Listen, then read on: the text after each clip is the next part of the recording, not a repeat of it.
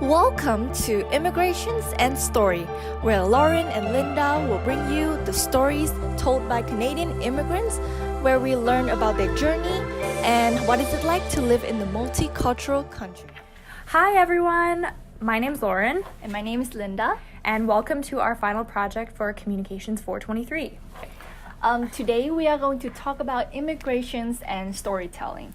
Immigration is definitely the hot topic of the day, and we think putting it in stories told by immigrants themselves can be an interesting touch on it.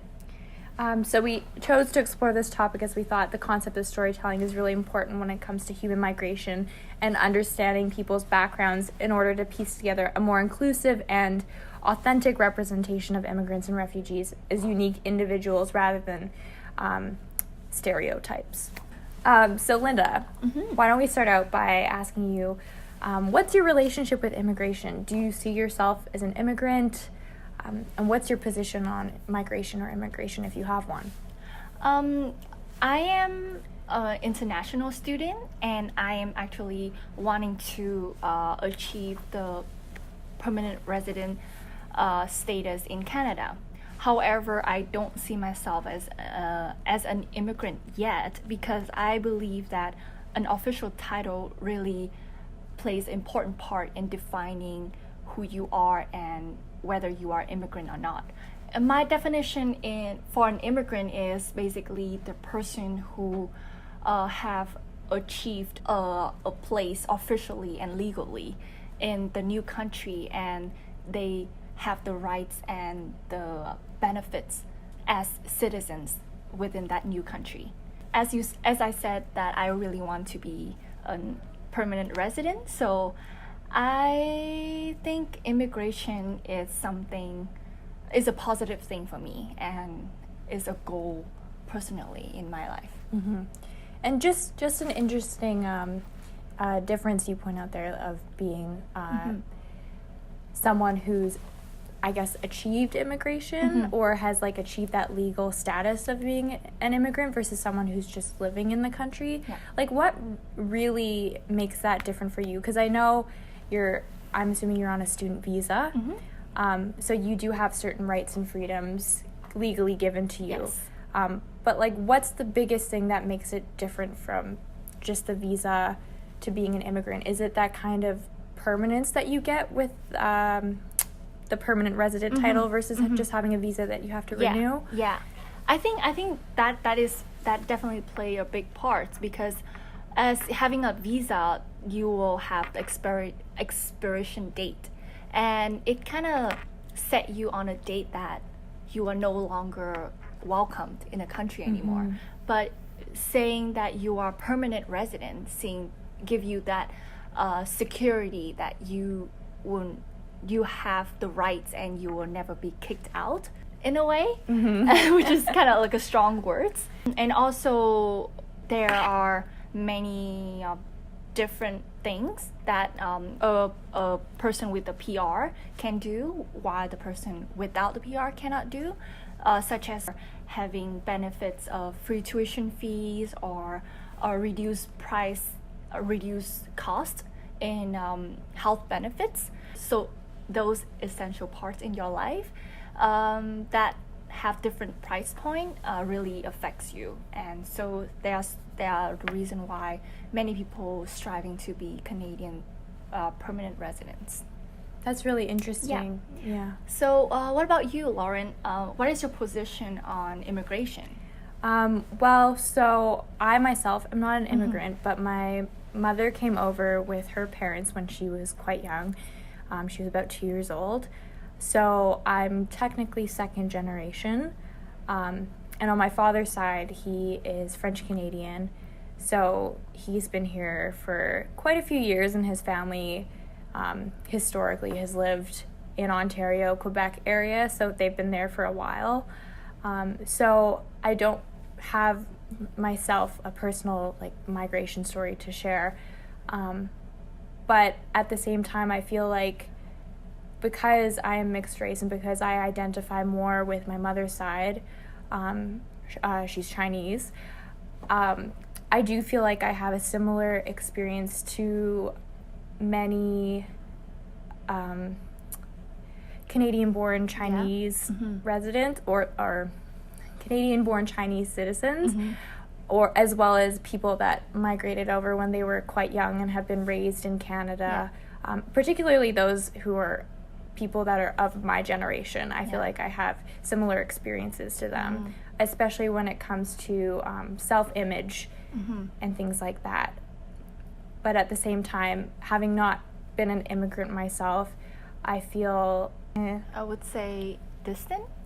A little bit distant, because I feel like, and it's difficult at times. It's difficult at times because I feel like in some ways I really understand what these people are going through, and also knowing what my mom went through and my grandparents went through.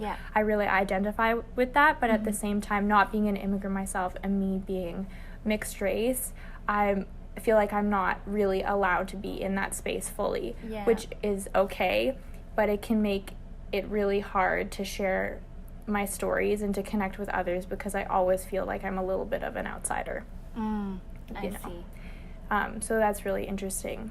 And I guess that kind of connects with the reason I chose to do this topic and the reason I chose to interview my grandma, because I really wanted to learn more about my family history and really connect with them, because over the years I've heard bits and pieces of what she's had to say and what her experiences were coming to Canada, but I've never really gotten the chance to sit down and hear the full story. So this is maybe a good chance for you to know more about your grandma personally. Yeah, it's not only a personal history, but I think it really is significant to my own personal journey of who I am, I guess. Okay, so thanks for sharing. It's really interesting for me to see that listening to your relative stories, the immigration story can really help the second generations immigrants to find out who they are, because they themselves can have their moments of feeling lost sometimes. So shall we start to your recording? Okay, just a little bit of context. So I sat down with my grandparents. Mostly my grandma was speaking, but I sat down with both my grandparents around in their living room on a Friday afternoon, and she told me the story of how they came to Canada and what it was like. And just for reference, there's a couple names that might need explaining. So Gong would be my grandpa, so my grandma's husband, and then Winnie is the name of my mother, so their child, who they brought over when she was 2. So I'm excited to listen to your story. I'm excited too. Okay, let's go. We came to Canada in 1967, August. We immigrated to Canada. By that time, it's only Gong Gong and me and your mom, Winnie. Okay, so Winnie was so small, only not even 2 years old, about 22 months old. Of course, Gong Gong's English better, but my English is not that good. But okay to use, okay enough to say hi, everything, but it's still not very good. Of course, Winnie doesn't speak English. She doesn't understand at all. She was only baby. And when we come down here, we didn't bring too much money. We only got little money, about $750 US. $750 US. That time Canadian dollars is 10 cents more than US dollars. So means that we not even got 750. We only got about maybe it's $700. That's all. We have one friend here. Gong Gong have friend here, but they are not very rich. They cannot support us, of course not. So we had to looking for the job right away, especially Gong Gong, because I have baby. It's hard to leave her alone because she doesn't understand English. And Gong Gong have hard time to get a job because he is graduate from the university in our country. To come down here, the qualification, Canadian office or company, they don't take, not qualified enough to take it, okay? But to find a lower job, like to go to a restaurant, wash the dish, or to go any cleaning company, one try to, Gong Gong not quite used to because he is not the kind of hard worker people. So do the work comes, it's not very smoothly. Not that doesn't right anyway. Nobody will hire her. Even hire him, maybe hire short time or catch him out, And but because he tried to go, first he tried to apply post office job.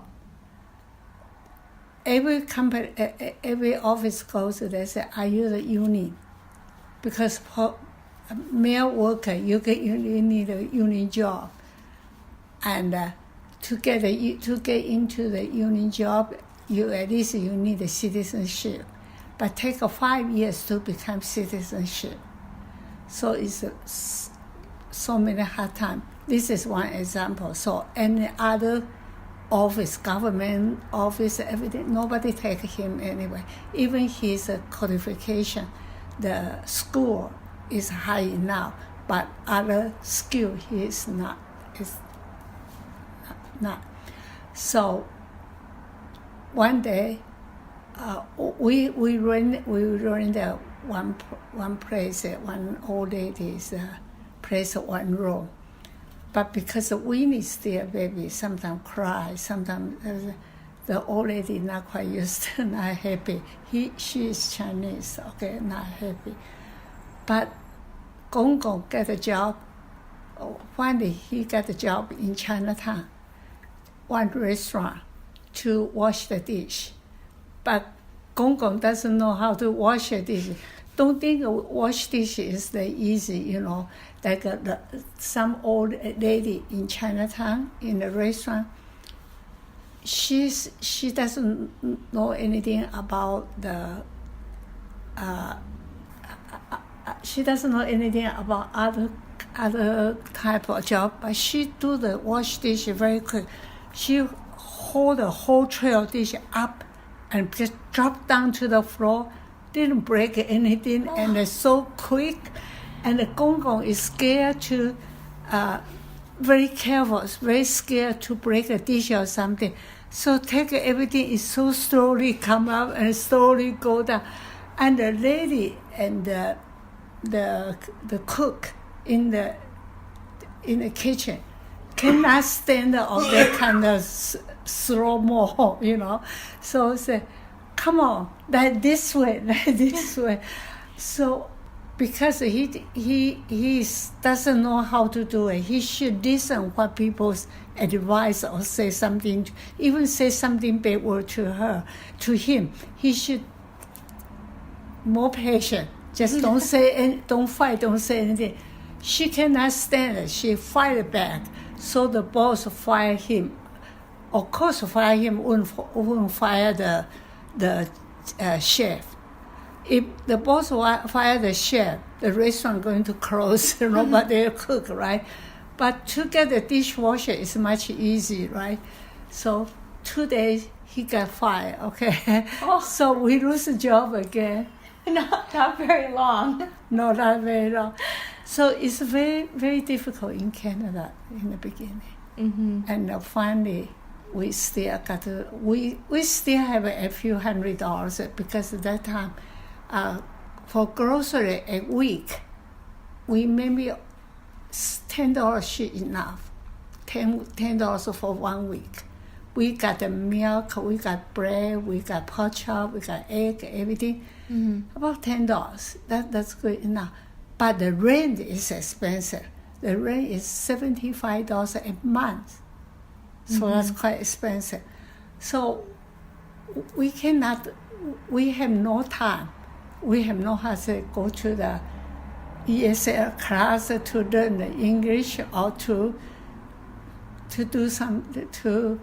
have some skill to learn some training or something. We don't have that kind of time, and we don't have that kind of heart too. So we just try to work for how much we can. And for me, I try to get it because Daddy doesn't get a job good and doesn't get a little bit better job. So I try to come out to work too. So I put Winnie for babysitter.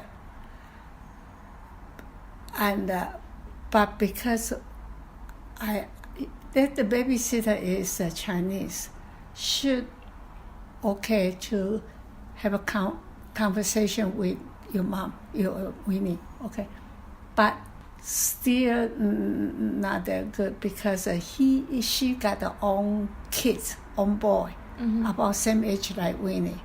So she is all day look after her own. Didn't really pay attention to Winnie anyway. So Winnie, when she was small, I says, sorry to her too because I have no time to look after her, you know. But anyway, I remember one day she has a cold. She needed to take a cough medicine, like how many times a day, right? So I bring that to the babysitter and bring her down there. I said, in how many hours give her how much doses, everything. By that time in the evening when I come home, that medicine all day I didn't touch at all. So we have a hard time. We want to cry, the tear doesn't come out. It just don't know how to do. And so we had to survive. We had to buy, change this, change that to suit, everything. Okay, so that's a part. And that is why I got a job in a restaurant, be a waitress, and I make more money because of tips. I have tips, and I have wage, and then Gong Gong finally find one job in a restaurant, and to learn to assistant chef, to help a chef. Okay, so we worked there for at least over 3 years, right? Yeah, Ruben, right? Yeah, we worked for a while, and we have a little bit saving, and by and then I get more used to get more, and compare year, compare before, better, right? But say better is still take a couple of years to get everything on roll. Yeah. As in Canada. So why did you guys decide to leave Hong Kong? Well, because Gong Gong's job not very... Not that way. Not that way. Because in Hong Kong, if you want to really make yourself successful someday, either you have very good background, somebody help you introduce, or you have a background, able to back you up or something like that. Otherwise, you really got to start from the bottom first. It's not that easy, okay? And also, that time is not too many people to go out to go to overseas. Or lots of people go to overseas. No, not many. The people want to go to America. Yeah, lots of people want to go to overseas, go to America or Canada. Canada. Not as many. It's hard to go to U.S. U.S. is more people. More hard. More harder because more people to go there. Yeah. So we think maybe a little bit more easy to come to Canada. Mm-hmm. So when I apply, we married already. So if apply, and we need born already, okay? Mm-hmm. So if apply, we got to apply whole family together. Otherwise, in the future, he come to Canada, then apply us. That's even double job, right? Mm-hmm. So we decided to come. Yeah. Also that time we have a bigger yeah. You know, Riot? yeah. Like a protest? Yeah. Mm-hmm. That in the 1967. Mm. And that's the year, the So 1967. many people want to go. Yeah, but we applied was a year before.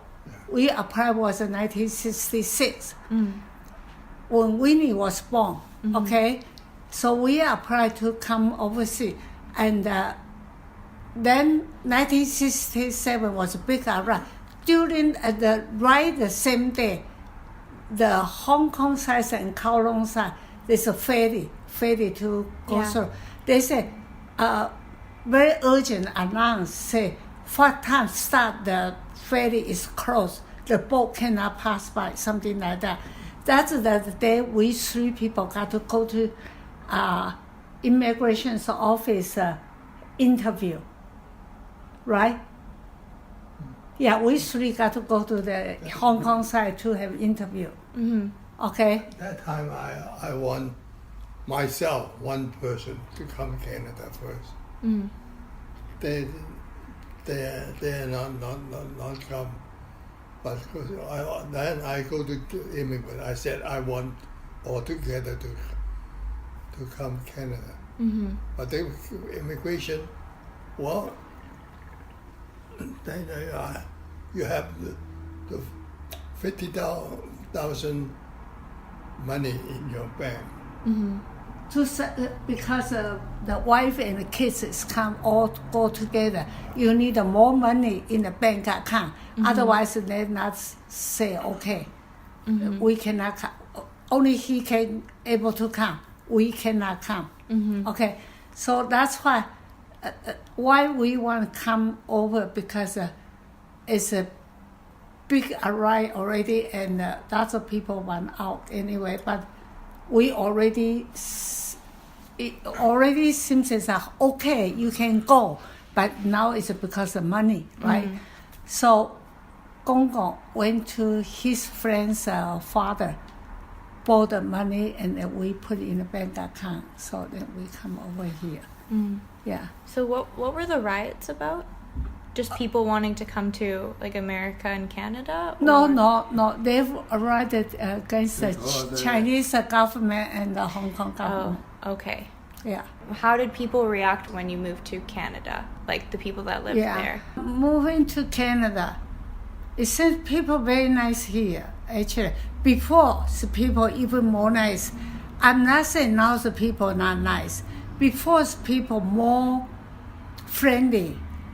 They more think that you are a good person, and I'm a good person, you must be a good person. They more like that way. Mm-hmm. But now people more alert, think that you are bad first. Mm-hmm. Scared something happen, something like that. Mm-hmm. So when I have no car that time in the beginning, right? I with your mom, with Winnie. Every time we go somewhere, we take a bus and we sit on the bus station to wait for the bus come. Any old lady, old man, or any young people say hi, have a sit, talking a little bit, that very nicely. But in Hong Kong, even more stranger, because they always scare us. Because different city, different. Here more peaceful, right? But over there, always fighting, right? During the war, so they are more alert.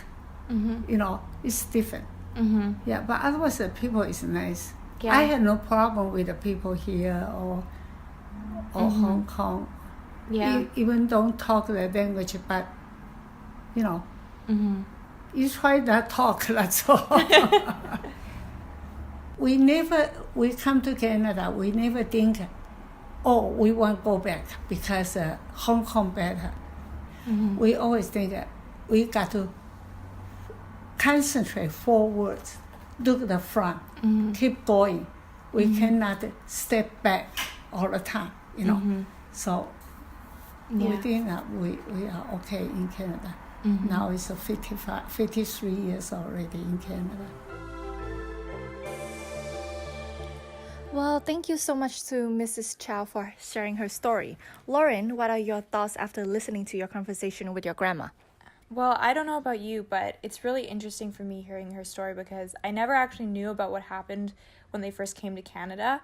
And I think it really means a lot to me because my grandparents are quite successful, but I never knew what they had to go through in order to get to where they are now. It's also interesting hearing these same stories from my mom's perspective because it seems that her experiences growing up as a first-generation immigrant in Canada are very different from what my grandma described, as she talked much more about oppression and racism that she faced as a child. Yeah, it's actually very fascinating to compare the stories from our grandparents' generations to your mom's generation and to now our generations and see the difference and the similarities between them. Yeah, that's true. Talking about the stories of our generation, our next interview is with Hans, an SFU student who's also a permanent resident of Canada. Linda, do you want to take it from here? Yeah, sure. The reason why I chose to interview Hans is because of his very diverse background. He's a Taiwanese South African who is now migrated into Canada and currently going to SFU. So without further ado, let's get into it. Hi, so this is Linda, and today I'm with a very special guest. His name is Hans Chow. And Hans, do you like to introduce yourself? Sure. Hi everyone, my name is Hans and I'm here today with Linda. Okay, so my background is I'm Taiwanese, but I was born and raised in South Africa. I grew up there, did my high school there as well, and then 3 years ago I came to Canada to study university. I moved over with my family. I have a little brother, and yeah, that's about it. So can you tell me a little bit on the reason why did you decide to move to Canada? Well, my parents moved to South Africa thinking that, it's a good business opportunity as well, because back then labor was cheaper, there was more resources there. So they decided to go there, open their business, right? So after they moved there, and then slowly, economically, politically, it didn't go very well. It's like high crime rates and then the high inflation rates, interest rates, as well as did I say crime rates already? Yeah. I think I said crime rates. Okay. Mainly we moved to Canada was because of the crime rates. And there's something also called affirmative action in South Africa, making it so that people of, like for us personally, we're Asians, it's harder for us to find jobs. So my parents already knew that something like that was coming and it would be harder for us to develop our careers there. So they decided to immigrate to Canada. Yeah. So you say that your parents also immigrants in Canada? Yes. And They're immigrants of South Africa and Canada. Oh, yes. I see. So how was life different after you moved to Canada? I would say it's not that much different because growing up in South Africa, we've consumed a lot of Western media. So it felt like we've always been here, but not here. Do you know what I mean? Mm-hmm. So, yeah. Because we grew up in a pretty developed city in South Africa, so it wasn't too much different. It's just maybe the people, the culture. Yeah, it wasn't... Yeah, nothing different. So how's the culture like in South Africa, may I ask? I would say it's a lot more hostile than Vancouver, especially Vancouver. Vancouver's everyone's friendlier. Yeah, because in South Africa, there's still some sense of a little bit of racism still like in the air. Maybe it's mixed in part because after high school, I came to Canada as well. So it just felt like a natural process. So it just felt like all together. It was just like, the next step. I don't know. What about your friends and the people who have been with you your whole life in South Africa, basically, right? And then you come on here and everything just changed. How do you feel about I would that? say it didn't change that much. Maybe slowly you lose contact, but I feel like with technology, it's a lot easier to communicate and keep connected with your families Yeah. back there and friends back there. So it's not too much different. Maybe with the help of technology, that's it. Maybe if it's like 20 years ago, it might be like more abrupt. Yeah. So now it's okay. I feel like it's not too hard to immigrate. Ah, Yes. Very with the help of interesting. technology, of course. very interesting. Thank you so much. So, would you consider yourself as an immigrant, right? Yes. Yes. But I feel And you're how would you consider an immigrant? Because I felt an immigrant my whole life, so I wouldn't know the difference. Do you know what I mean? So I Yes. grew up in South Africa. yes. Being there already different, standing out, and then coming here just didn't feel that much different. Yeah. Yeah. So I see. how would you phrase? How would you say? So comparing considered? between South Africa and Canada, where do you feel like you fit in more? I would say Canada. I feel more connected with people here. Yeah. I don't feel as like sticking out as a sore thumb Yeah. here because there's a lot more Asian culture. It was like more diverse in terms of like different people from all over the world. But in Yes. South Africa, it's just mainly my brother and I being different there. Yeah, so we feel more of a homecoming here actually. Ah, Yeah. I'm glad you feel that way. Thank you. Yeah. And is there any specific community in Vancouver that you feel that you belong in? Or you just feel like you kind of friends with everyone? I feel like I would say I feel like I'm friends with a lot of different types of people from different backgrounds. Yes. Because growing up, I was already like closely integrated with like different people already, but coming here Yes. was like just expanded that. So, yeah. No, I wouldn't say I'm like with one community. I feel like I'm a little bit here and there. Yeah. Also, now you said that you see yourself as immigrant. So do you see yourself as a native in the far future? Yes, of course. Do I see myself as a native? Well, I feel like in natural process, after living here a certain period of time, duration, you would naturally become a native, I guess. Yeah. Because now I don't even consider myself as like that much different of like, oh, let's say I'm an immigrant right now, right? I don't feel that much different to the natives that's here. Because as I said before, we grew up with North American media, so we felt like we were always here anyways. Yeah, television, movies, everything we Movies. consume. Yeah, Yeah. We don't really watch South African movies Yeah. because the low budget. Yeah, there's low budget. So we mostly okay. consume North American, so we always feel like we were here anyways. Oh, okay. Like, yeah. Okay. So what do you like the most about Vancouver? Transportation, food, Or What internet? else? Oh, internet's so much faster here. It's so much faster. Yeah, it was a lot slower back then. Yeah. Back there. Yeah, and people, I would say people here are a lot more friendlier. They're more open to help others. Yeah. I would say that's the main difference. Yeah. Yeah. That's So true. that's why I would say it's a lot better here than in South Africa. That's true. That's true. I do feel that way as well. I feel like Canadian people in general, they're really nice. Yes. And makes me feel really comfortable to be around with. Yes. You don't feel that hostile feeling around here. What do you mean hostile? Hostile? It's hard to say because it's hard to explain this. Like, a country with a very strong background in racism and segregation, Yeah. like apartheid, for example, in South Africa. Yeah. It's different. Like, that atmosphere compared to here, you can definitely feel it. If you go there, you can feel there's like especially if you're Yeah. Asian. Yeah. Yeah. I suppose there's not many Asian there, right? No, there's not. In our city, there's basically my family and my cousins, and that was it. We're the only Asian people at 8 school. people. Yeah, like 8 people. Oh my. Only people at school. It was just Okay. us, and then every other race. Yeah. So you're always the special boy. I guess so. I felt like it was to my advantage as well. Oh. Because, yeah, well, the kids were sometimes mean, but Yeah. like as we grew up, went to high school, it got a little bit better because people got more open-minded. They weren't Yeah. as immature. So I felt like it did play a role. Yeah. Yeah. it helps a lot sometimes. Yeah. At times. Do Yeah. you feel that racism that you experienced back in the day helped shaped you in a certain way mentally?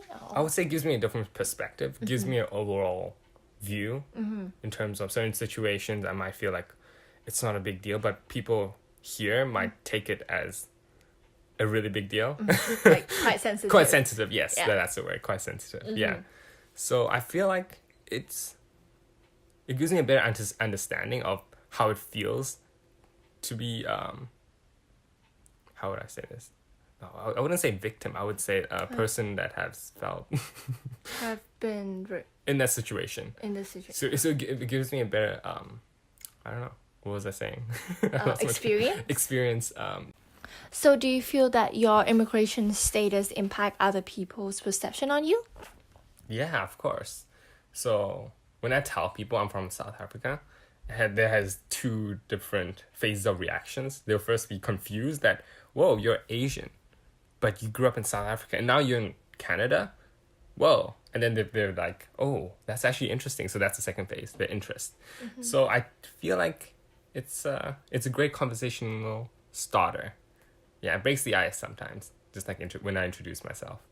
Yeah. But actually, when I first met you, I am super interested. Like, what is this? Who's this guy?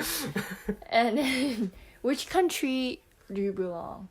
But actually, though, do you feel that you are, because you are from many different countries? Yeah. So do you feel like you don't belong somewhere? Yeah, that's exactly how I feel. I feel like because I'm Taiwanese, South African, now Canadian, I feel like there's not one place I belong to, but I feel like I belong to all three places. Yeah. I would say that the feeling of lost or the feeling of belonging to everywhere. Which one kind of overpowering? It might vary from person to person, and especially like maybe young millennials like us, we're connected with more technology, we're more adaptable. I would say, yeah, I would be more of the latter. Be more of the latter? The one that's more connected to all three places instead of being lost. Yeah. So you feel even more connected. Even more connected, yeah. So having those experiences allows me to be more connected than feel lost. Yeah. So I think it's just the mindset. Varies person.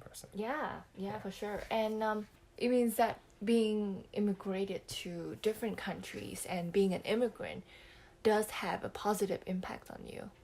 Yes. I think it does. It also depends on the upbringing and how your parents would teach you or what kind of kids you grew up with. Personally, I feel like, yeah, it's mainly positive. What would you say about, is there any kind of negative experience that you have been through being an immigrant? Being an immigrant. Well, yeah, of course.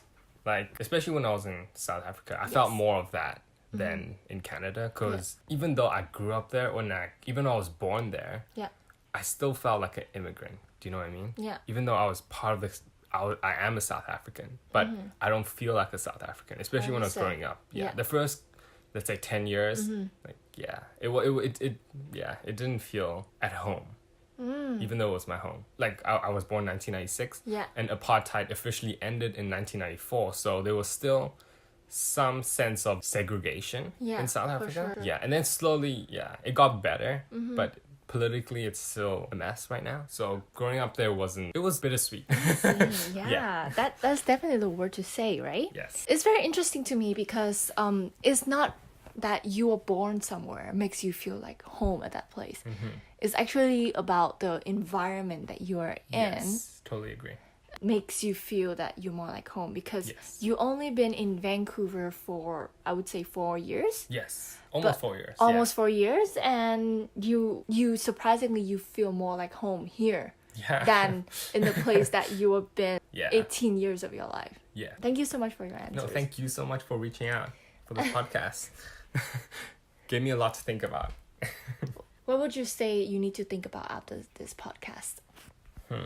Just mostly reflection, and then see how that could help me in my future. If in the future I do feel like dislocated or isolated or like disconnected in certain situations, maybe I could think back and see how I adapted. So thank you so much for your time, and it's been so much fun listening to your story. Thank you so much, Linda. Thank you so much. Okay, so we're gonna go back to our podcast. I hope you enjoyed me and Hans' conversation. So that was our last story. Linda, do you have any thoughts? Yeah, it is thought-provoking to hear a different mindset of an immigrant from my generation. I'm an international student myself, and for the first couple of years being here, I constantly have that feeling of wanting to go back. But Hans showed me that being an immigrant is also about accepting and exploring a new chapter of your life. Yeah, and it's really fascinating that in both stories, they mentioned how they were focused on moving forward. Yeah, and sometimes it's important to hold on to your culture, but it's also crucial to open yourself up to new opportunities. That was great. Thanks for that. Thank you again to our interviewees, and thank you so much for being here with us today. We hope that these stories have shown you another side of immigration and migration in general. And we just want to stress that everybody's stories are different.